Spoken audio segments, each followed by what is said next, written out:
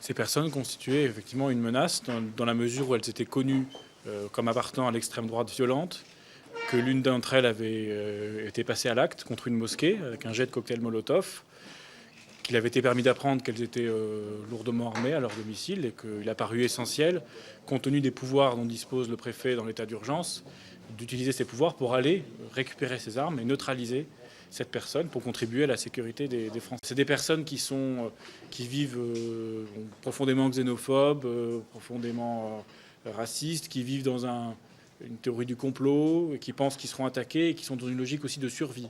C'est-à-dire qu'ils pensent qu'à un moment donné, ils vont devoir se défendre et vivre dans leur maison, coupés du monde pendant le plus longtemps possible. Donc il y avait des rations de survie. Il y avait, comme le colonel de gendarmerie l'a dit, une arme de poing chargée sous l'oreiller. Voilà, il y a quand même un mental très particulier. Fort heureusement, on ne trouve pas ça tous les jours.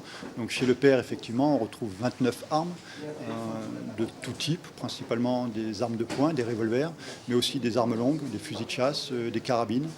Pas d'armes de catégorie A, donc pas d'armes de guerre proprement dites.